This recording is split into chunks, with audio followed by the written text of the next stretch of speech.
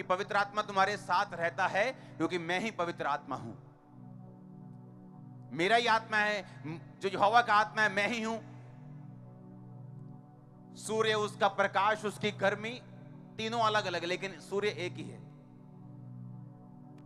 Egg उसका white part, उसका yellow part, उसका बाहर का शेल, लेकिन उसे एग बोलते हैं। आमीन। उसी तरह से परमेश्वर बाप, परमेश्वर बेटा और परमेश्वर पवित्र आत्मा, तीनों का काम अलग अलग है लेकिन वो एक ही परमेश्वर है। इसलिए यीशु मसीह ने कहा था वो तुम्हारे साथ रहता है, यानी मैं अब तुम्हारे साथ हूं लेकिन बाद में वो तुम्हारे अंदर होगा। जब मैं जीवित आसमान पे चला जाऊंगा, मुर्दों में से जी उठ के, उसके बाद पिता के दाहिने हाथ बैठ के मैं वो पवित्र आत्मा तुम्हारे लिए उंडेल दूंगा, फिर वो तुम्हारे अंदर होगा।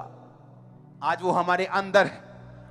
यीशु मसीह ने कहा था जो कोई प्यासा है तो मेरे पास आओ, मैं तुम्हें वो पानी दूंगा, वो तुम्हारे जीवन में अनंत जल का, जीवन जल का वो सोता बन जाएगा। ये किसके बारे में परमेश्वर बोल रहा था? पवित्र आत्मा के बारे में।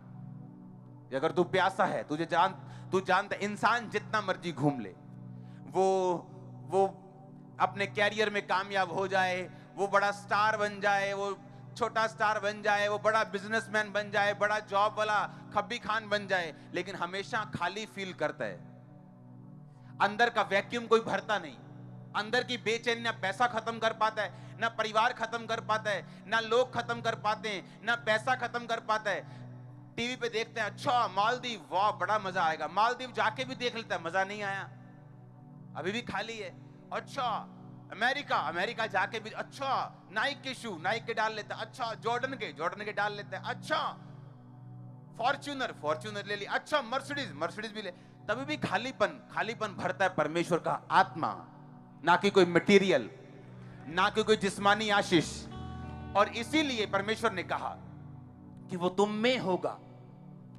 अगर वो तुम में होगा, तुम सेटिस्फाइड लाइफ जियोगे, विक्ट्री लाइफ जियोगे, जयवंत जीवन जियोगे।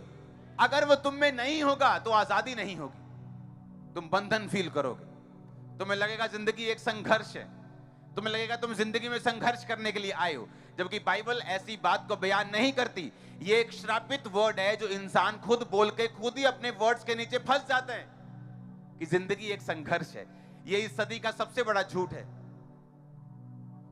क्या आपने अपने बच्चों को संघर्ष करने के लिए पैदा किया?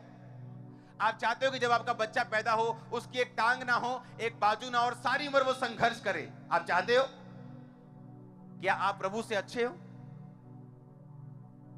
कि वो सबसे अच्छा है? अगर तुम नहीं चाहते तुम्हारा बच्चा संघर्ष ना करे, तो परमेश्वर चाहता है क्या कि तुम संघर्ष करो? लाइफ इज ए स्ट्रगल, ये झूठ है, ये शैतान के शब्द हैं जो बोए गए हैं ताकि आप इन पे बिलीव करें और लाइफ को स्ट्रगल मान के चले। लेकिन पवित्र आत्मा क्या कहता है, बाइबल क्या कहती है? दूसरा कुरिन्थियों फिर से पढ़ेंगे, जहां कहीं परमेश्वर का आत्मा है वहां तो क्या है? वहां तो आजादी है, वहां संघर्ष तो लिखा ही नहीं है। वो कह रहा है फाइनेंशियल आजादी है, वहां पे फिजिकल आजादी है, मेंटल आजादी है, स्पिरिचुअल आजादी है।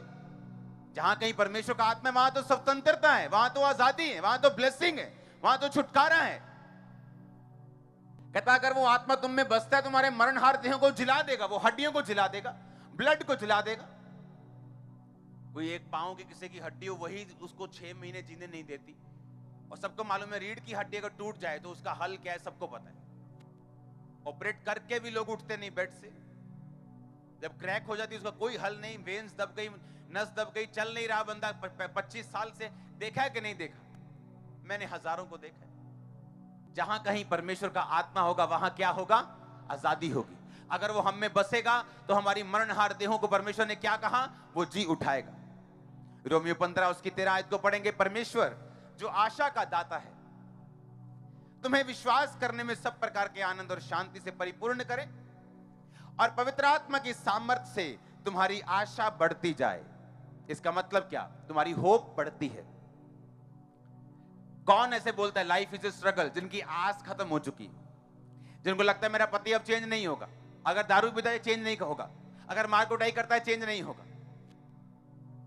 अगर बच्चा नशे में चला गया है चेंज नहीं होगा, अगर उसकी परसेप्शन बन गई है कि माता पिता के साथ नहीं रहना, मुझे कूल होना है, कूल बनना है, घर के बाहर रहना है, ये चेंज नहीं होगा।